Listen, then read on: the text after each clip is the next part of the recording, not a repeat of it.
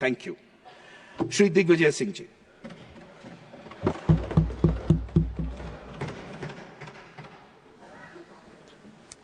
माननीय सभापति महोदय, बहुत बहुत धन्यवाद।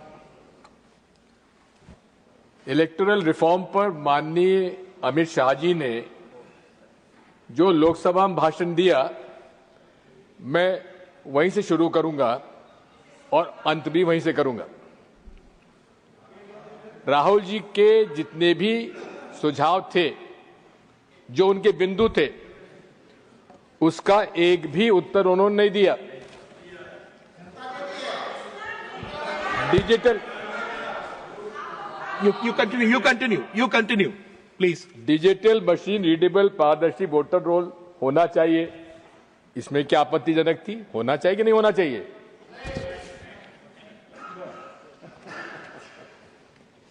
ईवीएम के आर्किटेक्चर की अब ट्रांसपेरेंट ऑडिट होना चाहिए, इसमें क्या आपत्ति है? कोई जवाब नहीं। बीजेपी नेताओं और कार्यकर्ताओं के कई राज्यों में वोट रखने और करने पर कोई जवाब नहीं।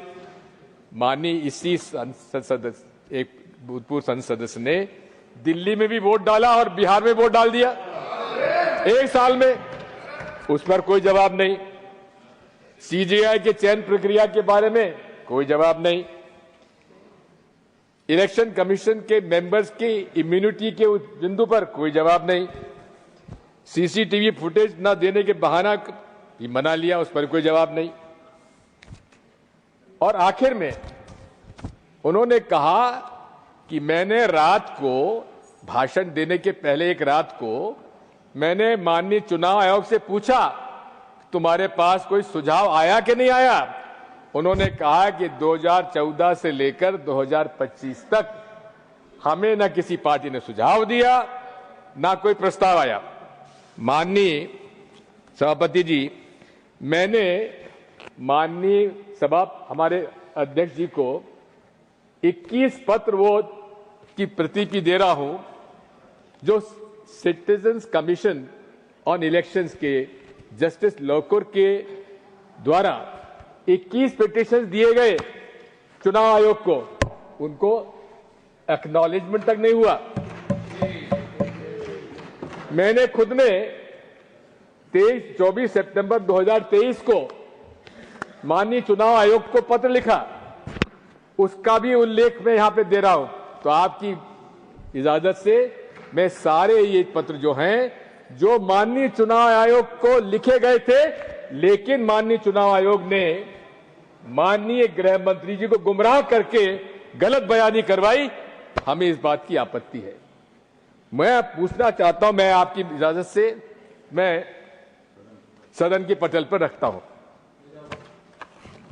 माननीय सभापति महोदय, या तो एक संवैधानिक हमारे चुनाव आयोग माननीय गृह मंत्री जी को गुमराह कर रहा है, या माननीय गृह मंत्री जी हम लोग गुमराह कर रहे हैं। मैं तो माननीय सभापति जी आपसे इजाजत चाहूंगा, मेरी पार्टी से इजाजत चाहूंगा कि माननीय चुनाव आयोग ने अगर गृह मंत्री जी गुमराह किया तो उन पर कार्रवाई होना चाहिए, और यदि माननीय गृह मंत्री जी हम लोगों को गुमराह कर रहे हैं तो उन पर भी आपत्ति होना, हमें कार्रवाई होना चाहिए।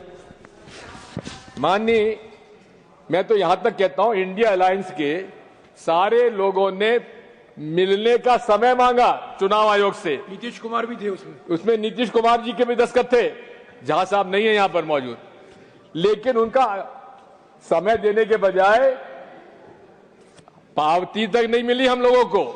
मैंने खुद ने वहां पहुंचाई थी वो चिट्ठी। ये सब काम चालू हुआ है माननीय राजीव कुमार जी के चुनाव आयुक्त बनने के बाद, ये सारा चालू हुआ। नहीं तो पहले तो जब भी हम समय मांगते तो हमको चुनाव आयोग से कोई दिक्कत ही नहीं होती थी। मैं आपसे निवेदन करना चाहता हूं कि ये चुनाव आयोग यही नहीं है, जैसा कि राहुल गांधी ने अपने भाषण में कहा था, इस देश में 2014 के बाद जितनी भी संवैधानिक हमारी संस्थाएं हैं, उन पर एक निश्चित विचारधारा के लोगों को बिठाया जा रहा है, वो योग्य हो या अयोग्य हो। और उनको उनके माध्यम से वे यहां पर, मेरा यह आरोप है माननीय सभापति जी, फासिस्ट डिक्टेटरशिप लागू करना चाहते हैं नरेंद्र मोदी जी। और ये उदाहरण है, हिटलर भी चुनाव जीत के आए थे, मुसोलिनी भी चुनाव जीत के आए थे, लेकिन अंत में सारे संवैधानिक संस्थाओं पर कब्जा कर उन्होंने फासिस्ट डिक्टेटरशिप कायम की। जो रास्ता आज हम देख रहे हैं भारत में, वही उसी तरफ इंगित करता है माननीय सभापति। आज रशिया भी कहता है, पुतिन भी कहते हैं कि मैं चुनाव जीत के आता हूं। नॉर्थ कोरिया के हमारे वो भी कहते हैं कि हम चुनाव जीत के आता हूं। इसी प्रकार के चुनाव यहां हो रहे हैं सभापति जी। मुझे भी 50 साल हो गए राजनीति में, किसी भी चुनाव में किसी राजनीतिक दल के 94% स्ट्राइक रेट अभी हमने तो देखी नहीं। ये कहां से हो गया? अब वोटर लिस्ट के बारे में, किसी भी सफल लोकतंत्री व्यवस्था के लिए निष्पक्ष चुनाव होने के लिए फुल प्रूफ मतदाता सूची होना चाहिए, इसमें किसी को आपत्ति नहीं होना चाहिए।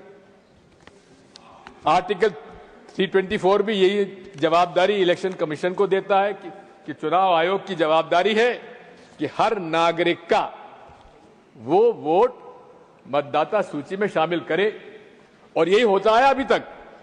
अभी तक तो बूथ लेवल ऑफिसर हमारे घर आता था, फॉर्म वो भरता था, हम नहीं भरते थे, और वही हमारे नाम जोड़ता था। अब ये एसआईआर कहां से आ गया?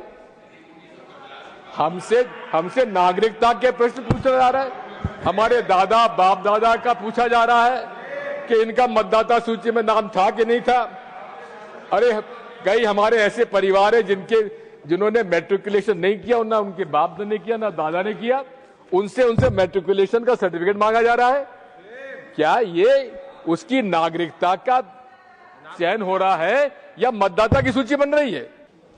नरेंद्र मोदी जी, उनका नाम तो मैं ले सकता हूं ना, प्रधानमंत्री जी, कर्नाटक में वोट का कहते हैं, कर्नाटक के मतदाता भाइयों और बहनों, बजरंगबली का नाम लो और भाजपा को बटन दबा दो। ये model of code of conduct में पूरी सब आता है कि नहीं आता है, आप बताइए। दूसरा, हर भाषण में मुसलमान, शमशान, कब्रिस्तान, हिंदुस्तान, पाकिस्तान, क्या मॉडल ऑफ कंडक्ट में नहीं आता? क्या सेक्शन 123, 125 रिप्रेजेंटेटिव पीपल एक्ट का उल्लंघन नहीं है?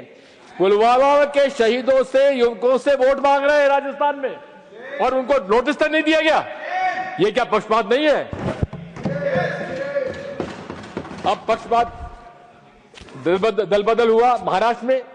सामान्य तौर पर जब भी पार्टी का विभाजन होता है तो उस पार्टी के सिंबल को फ्रीज कर दिया जाता है, लेकिन वहां पर शिवसेना का चुनाव चिन्ह शिंदे जी को दे दिया और एनसीपी का चुनाव चिन्ह अजीत पवार साहब को दे दिया।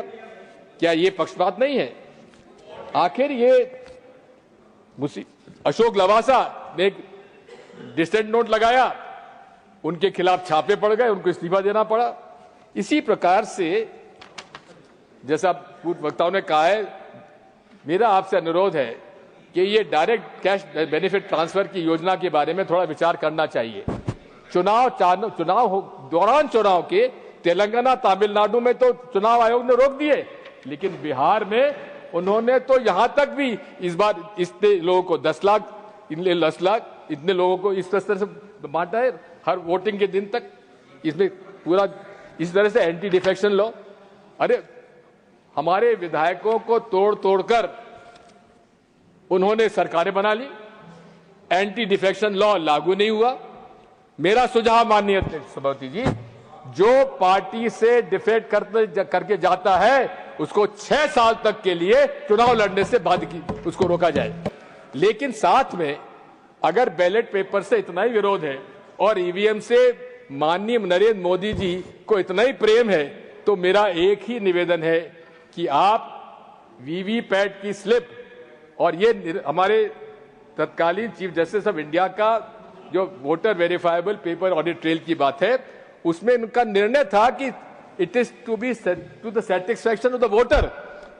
अब आप हमको 7 सेकंड के लिए दिखाते हैं, कोई लोग देख पाते हैं, कोई लोग नहीं देख पाते हैं, अरे उस वीवीपैट स्लिप को आप डब्बे में गिराते हैं, अरे हमारे हाथ में दे दीजिए, हम हाथ में उसको फोल्ड करके डब्बे में डाल देंगे, उसकी काउंटिंग होना चाहिए, इसमें क्या आपत्ति होना चाहिए? नीतीश कुमार जी नीतीश कुमार जी ने खुद ने मांगा है इसको। इसी के साथ साथ आप 100% काउंटिंग होना चाहिए। गलत बात कहते हैं कि इसमें बहुत समय लगेगा, बिल्कुल समय नहीं लगेगा।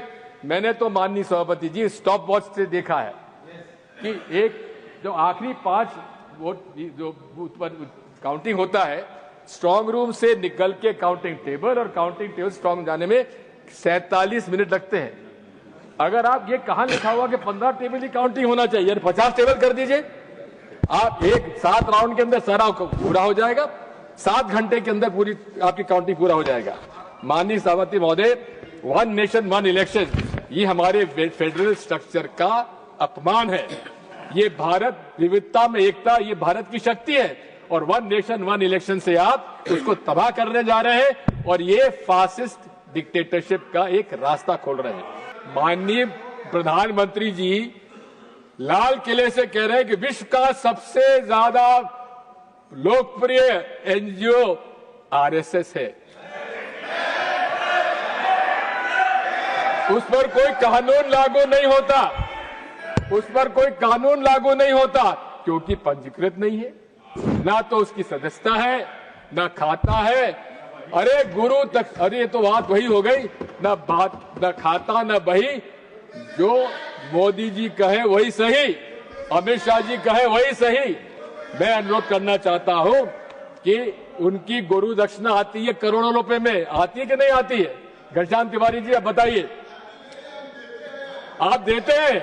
हाँ, अरे वो किस खाते में जाती है तिवारी जी? अरे वो गुरु दक्षिणा जाती किस खाते में, कभी पूछा आपने? उस खाते में तो बता दीजिए। अंत में माननीय अध्यक्ष सभापति जी, उन्होंने कहा था कि हाँ, गर्व से हम कहते हैं नरेंद्र मोदी जी संघ के प्रचारक रहे हैं, और उन्होंने खुद के लिए कहा कि वे भी 10 साल की उम्र से शाखाओं में जाते थे। मेरे भी मित्र लोग हैं सभापति जी आरएसएस में, कई लोग हैं। मैंने पता लगाया, मैंने जानकारी ली कि अमित शाह जी कभी आरएसएस में रहे कि नहीं रहे? सबने कहा कभी आरएसएस में रहे ही नहीं है। गृह मंत्री जी लोकसभा में इस इलेक्शन रिफॉर्म की चर्चा का जवाब देते समय उन्होंने ये कहा, ये एकदम असत्य बोल रहे हैं। उन्होंने ये कहा कि मैं 10 साल की उम्र से एक नारा लगाता आया हूं कि गली गली में नहीं, गली की गलियां सुनी है, शहर की गलियां सुनी है, इंदिरा गांधी खूनी है, ये नारे लगाता है। ये कहा था, ये तो कहा ही नहीं था जो ये कह रहे हैं, ये असत्य बोल रहे हैं। और आरएसएस का मैं हूं, इसका मुझे गर्व है, ये कहा। Okay, please conclude, please conclude. शहर की गलियां सुनी है और इंदिरा गांधी खूनी है, ये नारे लगाए अमित शाह जी ने कहा। मैं 10 साल की उम्र से लगा रहा हूं। Please conclude, please conclude. उन्होंने आरएसएस में अमित शाह जी रहे कि नहीं रहे, उस पर कोई अपनी बात नहीं की, उन्होंने स्वीकार कर लिया। और मैं चुनौती देता हूं अमित शाह जी को, यहां अगर वो खड़े होकर, जो आरएसएस की प्रार्थना सभा है, please conclude, please conclude, please conclude. वो सर अंत में मैं आपसे कहना चाहता हूं, He's concluding. I am concluding sir, I am concluding sir, I am concluding sir, Please conclude. Sir, I'm coming to you. Coming to you. Please conclude. Honorable member, please conclude. Sir I am concluding. Yes. Thank you.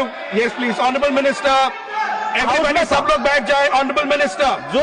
जो एक बार भी RSS की शाखा में जाता है और ध्वज प्रणाम कर लेता है, वो आरएसएस का सदस्य होता है। यही उन्होंने कहा कि मुझे गर्व है कि मैं आरएसएस का सदस्य हूं, यही कहा उन्होंने। Thank you. We move on. You have concluded. Sir, एक हम बचपन में एक कथा सुना करते थे कि एक राक्षस हुआ करता था, उस राक्षस की जान प्राण जो है तोते में रहा करती थी। अब वो तोता कर प्राण में, राक्षस का प्राण तोते में रहता था।